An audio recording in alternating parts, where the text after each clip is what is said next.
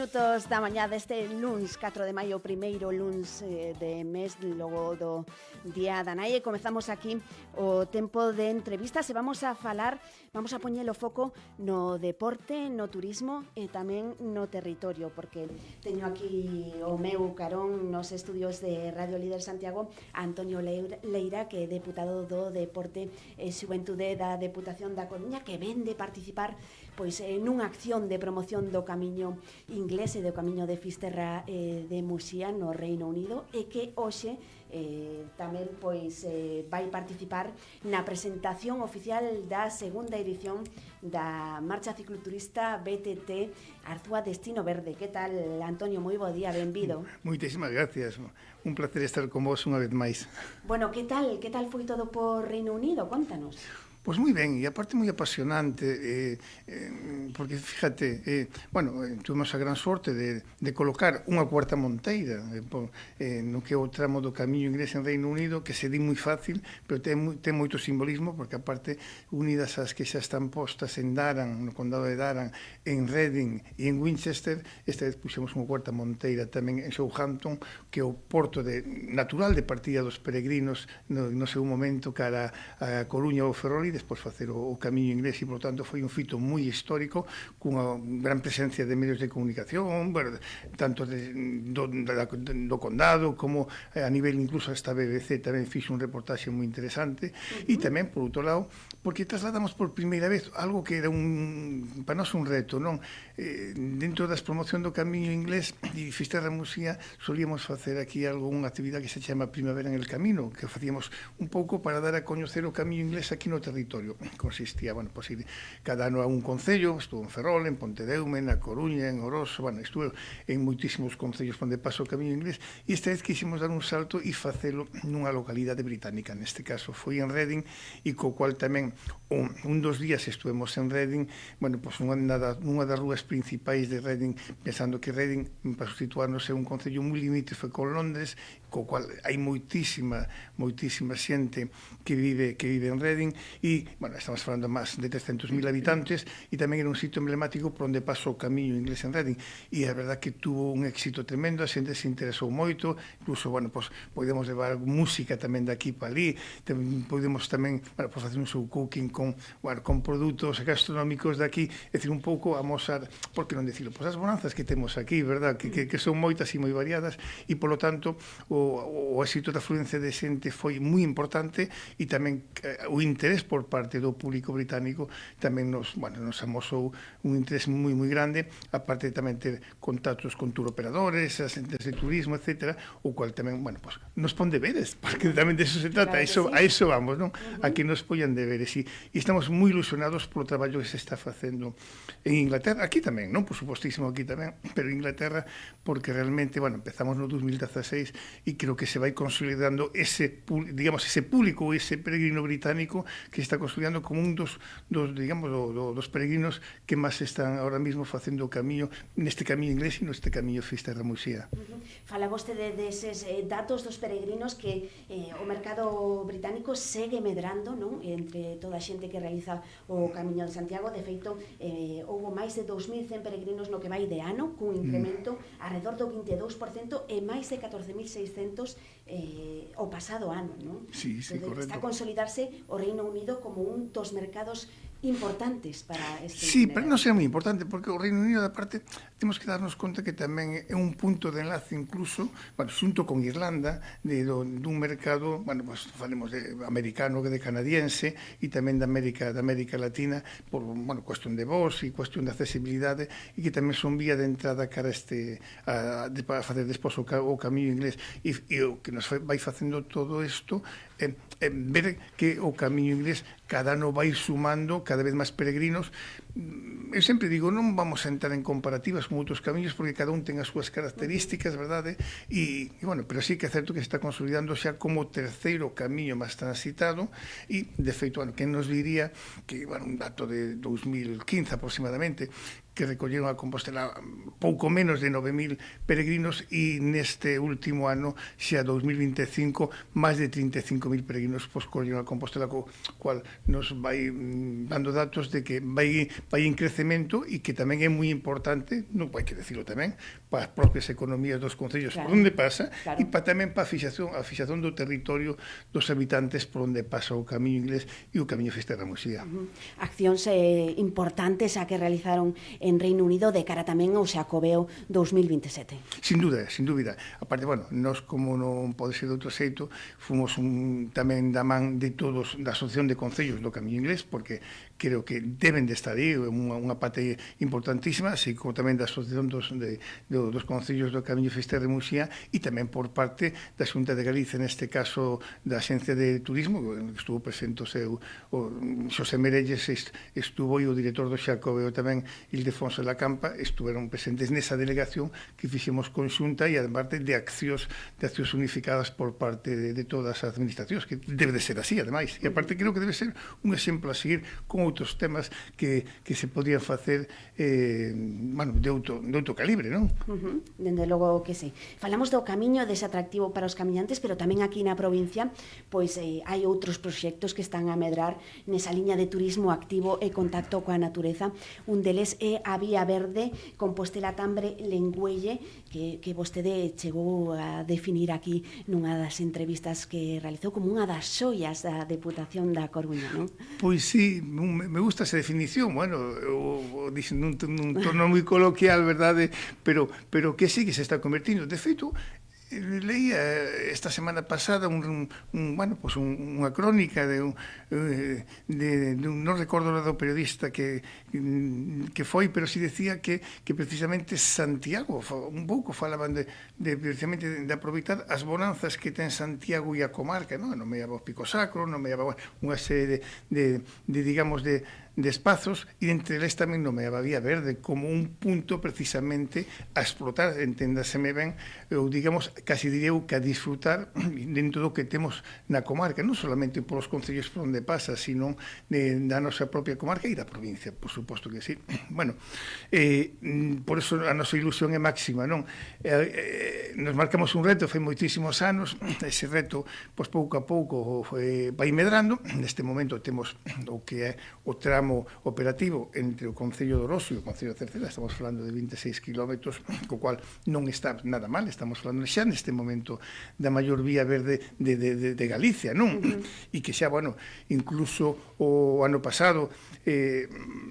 por os contadores que temos un pouco situados ao longo dos tramos da vía verde, xa supuxo tamén un incremento importante de usuarios, estamos falando de máis de 38.000 usuarios que tuvo durante o ano pasado, cun crecemento espectacular con respecto a outros anos, e dos cuales casi 9.000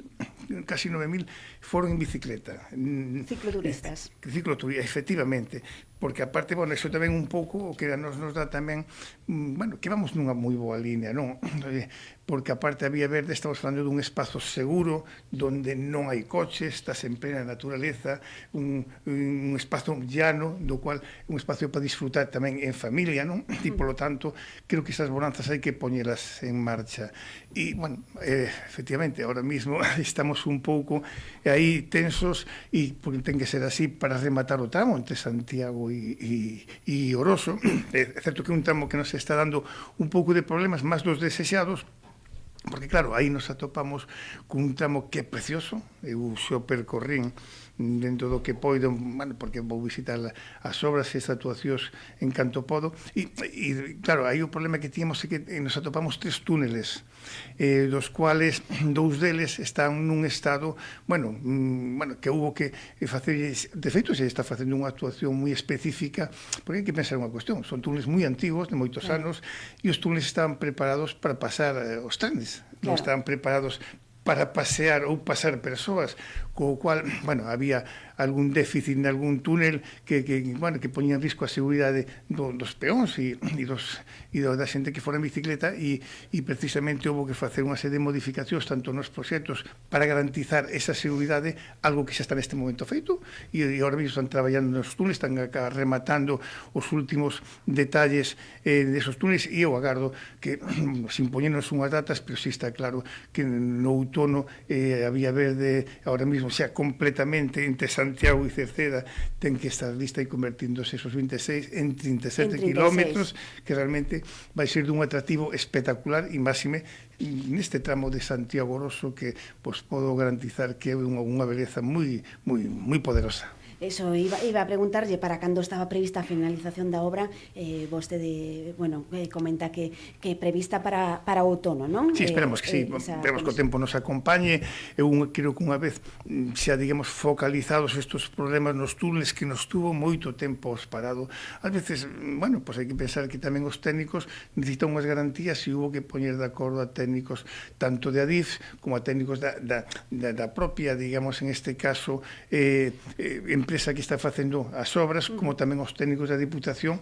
coordinarlos a todos e marcar un plan de actuación que, repito, neste momento xa está coordinado, está facéndose. No primeiro túnel está prácticamente rematado, están actuando no segundo túnel que ten menos dificultade e, esperemos, vamos a ser optimistas, que incluso, xa unha vez que remate o verano, poida tamén estar moi avanzado. Antonio, nesa mezcla entre o deporte, a natureza e o territorio, vémola tamén en iniciativas como a Marcha BTT Cicloturista de Arzúa Destino Verde, que se presenta hoxe en Arzúa a partir das 12, a presentación oficial desta cita prevista para o 24 de maio.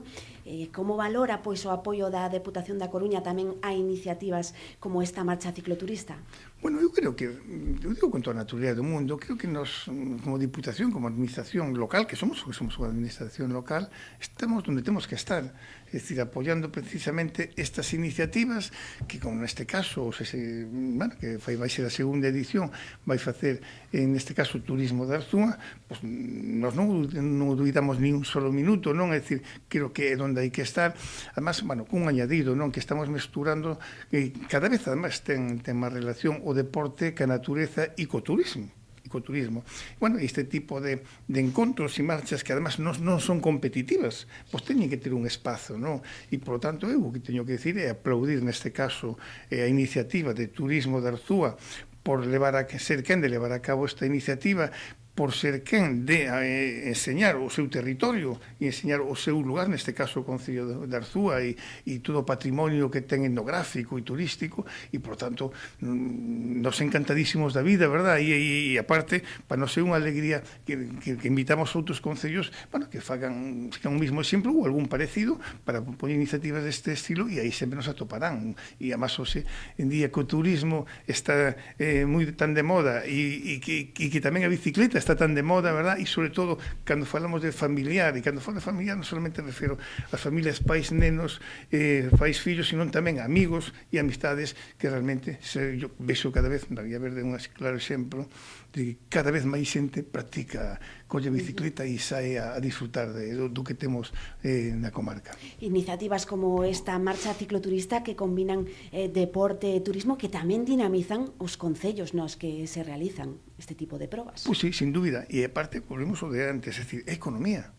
Porque estou convencido, o ano pasado casi 400 persoas participaron, me consta que este ano xa a cifra vai subindo un pouquiño máis, as persoas seguro que van a repetir, e seguro que van a repetir ben de forma grupal, individual, e voltarán, neste caso, a Arzúa, e voltarán a esos lugares, non? E ao final se van convertir en embaixadores do noso territorio, non? E iso é un pouco do que se trata, de aproveitar todo o que temos ao noso redor, que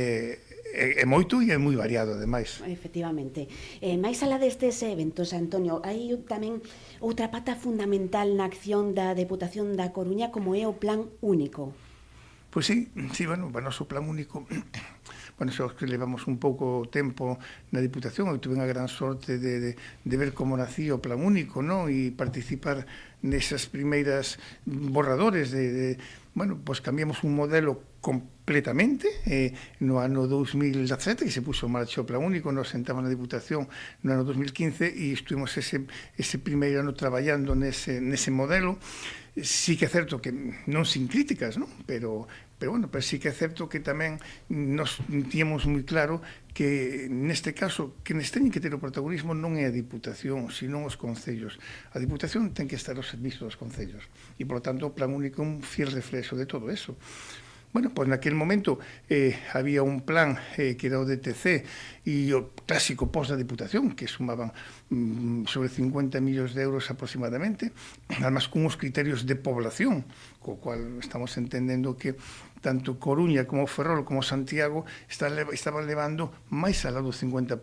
deses orzamentos, co cual perdí un pouco sentido o sentir que ten a Diputación, non? Que debe ser de forma prioritaria para os concellos de menos de 20.000 habitantes, que realmente son tamén os que teñen máis déficit a hora de poder prestar servicios. Este Plan Único creo que ocupou ese espacio, non? Nos empezamos naqueles primeiros anos entre 70, 80, 90 millóns de euros, que ambas os facíamos con uns criterios iguales para todos os concellos, bueno, pois un pouco con criterios de población, de xeográficos, de fiscais tamén, vai ser uns criterios que xa estaban establecidos e aceptados por todos os concellos, con o cual estamos mirando dun xeito moi especial sobre todo os concellos pequenos. Bueno, hoxe en día, ahora mesmo acabamos, fai uns días de aprobar a segunda parte do Plan Único deste ano 2026, esos algo máis de 70 millóns daquel ano 2017, no ano 2026 van a ser 153 millóns de euros. É dicir, que é unha cifra moi importante, porque xa estamos falando que máis do 50% do orzamento da Diputación xa vai destinado aos concellos con criterios iguales para todos. Además, mira, iso é algo, aproveito a ocasión, porque é algo que reclamamos tamén da Xunta de Galicia. É dicir, a Xunta de Galicia ten o Fondo de Cooperación Local, no cual é certo que este ano aumenta un pouco os fondos a través das distintas peticións que fixemos, que é de 178 millóns de euros. É dicir, a Xunta de Galicia destina 178 millóns de euros para máis de 300 concellos de toda Galicia e nos estamos destinando, neste caso, 153 millóns de euros para os 93 concellos da provincia. Creo que a diferencia é importante e máis pensando que o orzamento da Xunta de Galicia multiplica por 20 o que ten a Diputación. Co cual creo que son os concellos os que teñen que ter o protagonismo porque, digamos, esos fondos vanlles permitir realizar unha serie de actuacións que os concellos sería imposible que levaran a cabo se non tuveran estas aportacións. E, además, sabendo que cando un concello vai a facer o seu orzamento xa sabe de antemán cales son os fondos que vai a recibir da Diputación Provincial. Por exemplo, Soroso, por exemplo, pasou de recibir pouco máis de 400.000 euros da Diputación, este ano vai a recibir algo máis de 1.600.000 euros. E iso, a hora de facer, a partir da cantidad en sí, que é importante, non? Tamén lle sirve ao propio Concello para poder facer os seus propios orzamentos e saber por onde pode encauzar a súa acción de goberno. Iso é importantísimo para que, sobre todo os concellos pequenos, pois podan un pouco, marcar unha folla de ruta. Lle iba a preguntar que como funciona na práctica este Plan Único para os concellos. Que tipo de proxectos poden estar amparados neste Plan Único? Prácticamente todos. Prácticamente todos. Porque nós temos, incluso, nós quixemos un pouco adiantarnos aos tempos e sabemos que vamos, a situación que viven agora os concellos, incluso con competencias que non son directas, estou pensando no SAF, estou pensando incluso, na recollida de basura, estou pensando en unha serie digamos, de servizos que damos concellos, nos queremos que o Plan Único englobe todo eso e, por lo tanto, tamén, aparte, por distintos exemplos, aparte do típico, de hacer as típicas obras ou as vías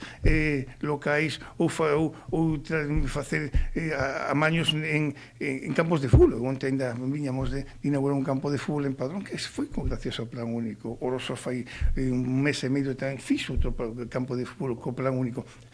Parques infantíes. Estamos falando de digamos, de actuacións sempre moi necesarias para os concellos. Estamos falando de saneamento, estamos falando, bueno, quero decir que o englobe aquí é amplísimo, non? Bueno, podemos decir que incluso hai unha parte destinada a gasto corrente que é o que vai a permitir aos concellos que eses déficits que teñen de cadrar a veces esas competencias. Estamos pensando no SAF, por exemplo, non? De que a veces os concellos teñen moitas horas de axuda a domicilio, pero teñen un gran problema de como las pago. De repente, cando lle chegan, digamos, unha serie de horas para poder dar as súas ayudas. Bueno, pois, o plan único che permite tamén para destinar a gasto corrente pois unha cantidad importante e poder un pouco, bueno, pois paliar ou mitigar precisamente esos incrementos, non? Por lo tanto, o plan único é moi amplio, prácticamente ocupa todo o espectro do que son a acción de goberno dun concello e, aparte, o máis importante, que un concello poda decidir en que quere invertir, digamos, ese diñeiro que recibe a Deputación, porque entendemos que cada concello ten as súas características. Bueno, pues, que en concellos que aposten máis polo deporte, outros que aposten máis pola terceira idade, outros que aposten máis, bueno, pues unha serie, digamos, de características que o propio concello ten que ser soberano agora de poder decidir. E como, bueno, decía antes, creo que os protagonistas neste caso teñen que ser os concellos, nunca a Diputación, e nós temos que estar aí para un pouco, bueno, pues, botar unha má e poñer unha ferramenta como é o plan único ao servizo dos concellos, máis sabendo de antemán xa que son as cantidades que van a recibir. E no ámbito deportivo tamén a Deputación da Coruña pois bota unha man aos clubs, non? Dos concellos que conforman todo ese espectro provincial, non? Estamos a falar de axudas de preto de 5 millóns de euros para os distintos clubes. Sí, efectivamente, máis aproximadamente entre 5 millóns 100.000 euros a través de distintas convocatorias. Agora mismo prácticamente saíron casi todos, están a punto de salir, a que nos que chamamos de grandes eventos, pero, bueno, nós sempre pensamos de forma prioritaria no que son os clubs de base, porque son realmente a gran cantidade dos clubs que están nos barrios, que están nos polos pequenos, que están nas parroquias, non? E que a gran maioría deles incluso lles costa cartos poder dedicar o seu tempo, que tamén é importantísimo, e dedican cartos precisamente para facer unha actividade que vaya en beneficio da sociedade, do concello onde viva, non? E para nós eso é moi importante, non? Estamos falando de máis de 800 clubs ao longo da provincia que fan unha labor a veces moi oscura para que esa rapaza pois poida practicar o seu deporte preferido, e por eso é moi importante poder distinguir as distintas subvencións cando son de ámbito provincial, cando son de ámbito nacional, cando son de ámbito internacional, e, polo tanto, nós temos que estar aí ao carón deles, non? Eu, realmente, nunca damos chegado, a verdade é que sí que é certo, porque nunca das, digamos, económicamente chegado, verdad, todos os clubs na medida que o merecen, pero sí creo que estamos facendo unha labor interesante, porque, aparte, bueno, pois intentamos estar en contacto tamén cos clubs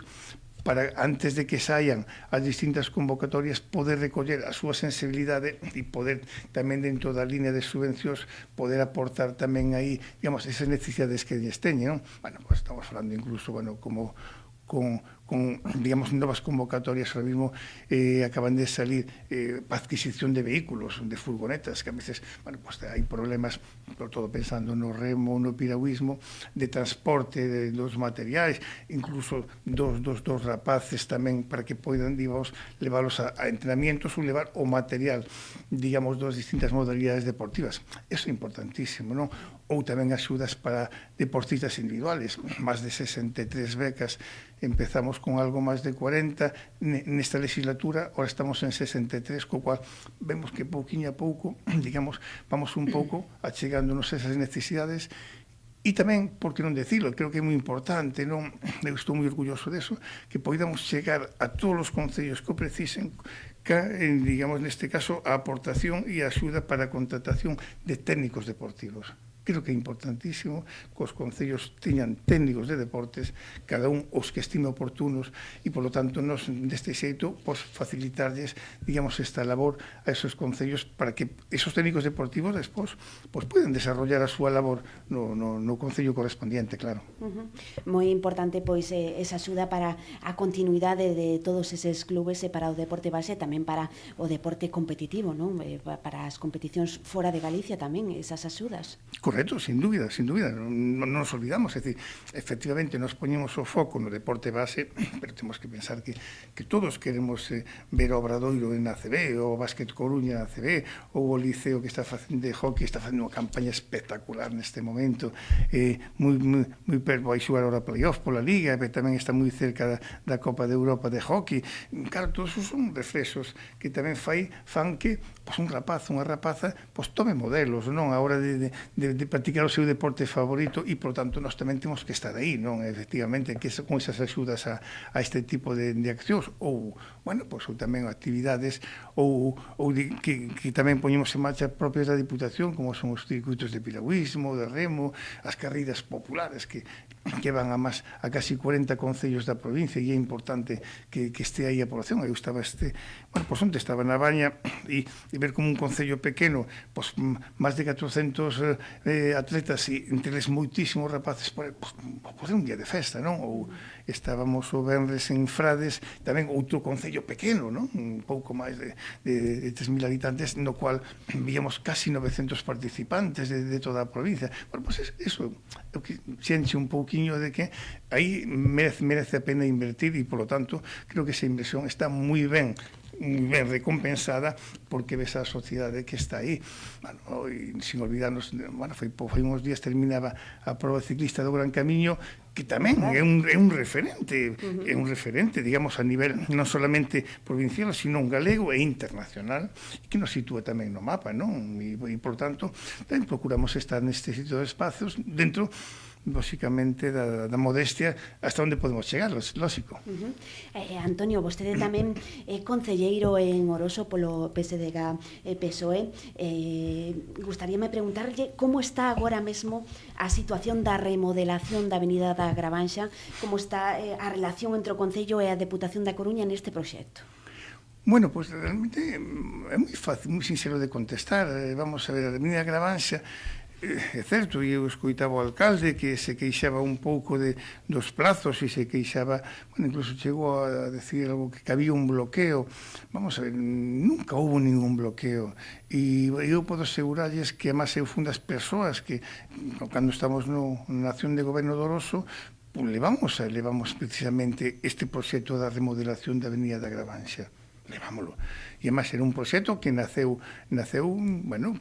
máis, digamos, non era tan extenso, eran menos metros, porque había unha razón moi clara. Naquele momento nos tínhamos que estar acometendo a rede de saneamentos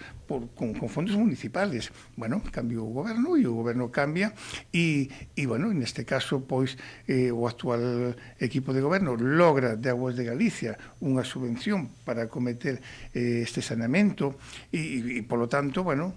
eso supuxo que se poidese ampliar en cuanto a número de metros da remodelación da Avenida Gravanxa. Bueno, nos encantados, tanto na oposición, lóxicamente, creo que é o noso deber, non? E eu dimos a tranquilidade que íamos a estar aí, íbamos a cumplir os compromisos, e é máis, nun principio eran casi algo máis de 500.000 euros que costaba ese proxecto por parte da Diputación, e todas, digamos, estas variantes supuxo que había que poñer máis dinheiro. Non houve ningún problema, é dicir, aumentamos a dotación en máis de 150.000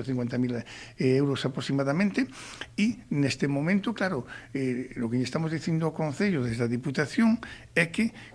digamos, neste caso, o ampliarse o número de metros iniciales que había para entendernos do que é a remodelación da Avenida Gravanxa, e que a competencia do proxecto é do Concello, por lo tanto, o Concello que ten que facer esos cambios. E a Diputación, o que lle dixo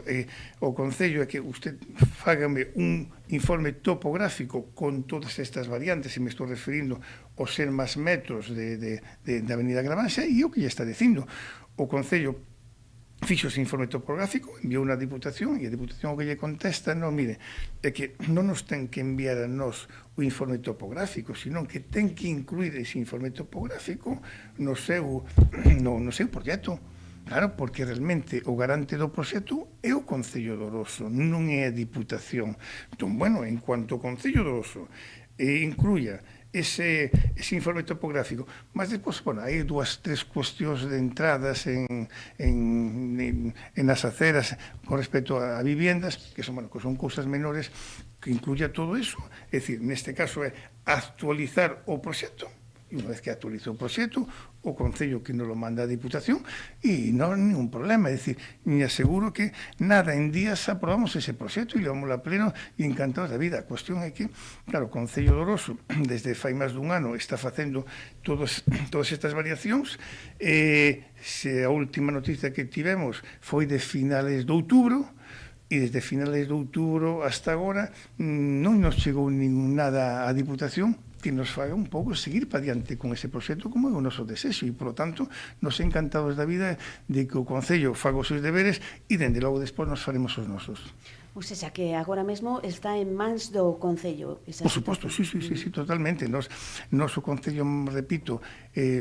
a principios de outubro, mediados de outubro, mandounos ese informe topográfico e nos ya aclaramos que, bueno, que nos non podemos incluir o informe topográfico no proxecto, posto que o proxecto é do Concello, non é da Diputación. Entón, instamos a que realmente incluya ese informe topográfico con unha serie de variacións, tamén de variacións que lle solicitamos, e que incluya dentro dese proxecto, nos lo envía, e seguimos para diante para facelo máis cedo que tarde, digamos, porque o noso desexo é eso, e comprenderán que, bueno, eu personalmente, que desde o minuto 1 levo traballando por esa remodelación tan necesaria, ademais, porque é necesaria, porque eu estou convencido que vai marcar un hito, non? No que é unha das vías principais do noso Concello, e eu estou convencido, además, que aí non hai debate, creo que todos queremos esa remodelación, pois, polo tanto, non nos poñamos máis paus nas rodas e, polo tanto, fagamos posible todo isto cuanto antes. Antonio, sobre a Praza Isaac Díaz Pardo, que foi vostede crítico coa actuación realizada e cos problemas tras a súa apertura, como valora agora mesmo a situación da praza? Bueno, vamos a ver, guardando as distancias como na Avenida Gravanxa ao final, vamos a ver, todos podemos, nós tamén levábamos no seu momento a remodelación da Praza Isaac Díaz Pardo, e o volvo a decir, non era exactamente como está ahora, pero bueno, nada que decir, eu creo que lle corresponde ao goberno decidir que tipo de plaza, porque isto é unha cuestión a veces tamén de funcionalidade, por suposto, e tamén de gustos, porque non decir tamén é de gustos, non? E, polo tanto, nada que decir, é dicir, creo que unha plaza que debe ser funcional, creo que vai a ser funcional, vai quedar funcional, porque, además, se ve que hai ambiente por aí, os rapaces, as familias utilizan esa plaza, nada que decir en ese sentido. A nosa crítica sempre foi un canto ao que é a seguridade, é dicir, o pouco tempo de recepcionar ou de recibir a plaza. Bueno, pues a plaza empezou a ter unha serie de problemáticas de levantamento de baldosas, para entendernos, de pedras. Entón, claro, se fixo varias actuacións, o Concello tuvo que repetirlas durante 2-3 veces, ata que, bueno, pues agora fixo unha actuación que o Gallá quede perfectamente xa definitiva esa actuación, e nos vamos a aplaudir. Ora ben, o que sí, eu lle decía ao alcalde, decíamos nun pleno, que, bueno, que vamos a ver, independientemente de todo eso, que tamén penso un pouco na seguridade. É dicir, o que pedimos é que, bueno, que faga algún tipo de acción para que, digamos, a xente este segura. Ali estamos falando de que nesa praza hai moitos nenos xogando ao fútbol, patinando en bicicleta, e, digamos, as alturas son exactamente igual, tanto a altura da praza como a altura do vial por onde pasan os coches. É certo que os coches deben de pasar a unha velocidade moi reducida, para iso pero tamén é certo que, digamos, a diferenciación que hai entre un espacio e outro, digamos, é moi mellorable, e empezamos, o que pedimos é que empezamos por esa seguridade. Bueno, pues algún paso de cebra. Eu veía como estes días pasaba a xente polo medio do vial, daba igual de por onde fora, e coches que viñan detrás. É dicir, vamos a ver, a culpa de quen é? Aquí non se trata de que sea culpa do peón ou sea culpa do que vai no coche. Evidentemente todos temos que ter responsabilidade, pero poñer uns pasos de cebra, poñer seguridade para que, digamos, os coches pasen incluso a menos velocidade. Eu xa non quixera que non houbera coches, teño que decirlo así como sinto, que non pasaran coches por ali, pero, bueno, en cualquier caso, ou que pasaran coches para residentes solamente, que non fora un espazo, digamos, de vía de tránsito dos coches. Pero, bueno, en cualquier caso, si ten que ser así, que repito, lle corresponde ao goberno decidir esa actuación, que sí, por favor, o que pedimos, e unha vez máis, además vamos a aplaudir que mellore sobre todo que a seguridade da xente e dos usuarios da plaza. Pois, Antonio, esgótasenos o tempo, pero que sí que quería comentarlle tamén é que esta fin de semana hai unha cita importante no Concello de Oroso, como é a Festa da Troita, nada menos que xa 28ª edición, sí, pois de unha cita ampliamente consolidada. Sí, efectivamente, sí, bueno, tamén digo, no seu momento, además me tocou a min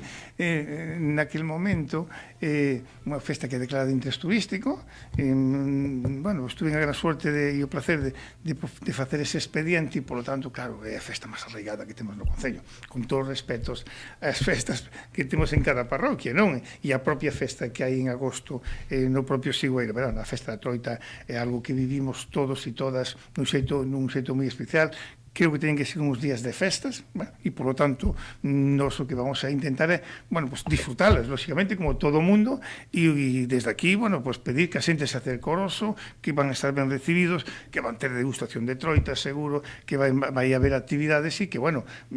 disfrutemos, que é o importante. Ao fin e ao cabo, a festa da Troita é para disfrutar entre todos e todas, e eu aí sí que non vou facer ni o máis mínimo política, digamos, en cuanto ao sentido de criticar que me gustaría que hubiera isto ou me gustaría que hubiera outro, porque volvo a decir, creo que quen goberna é o que ten que decidir realmente cal é a programación que ten que levar, e o importante, sobre todo, a ver si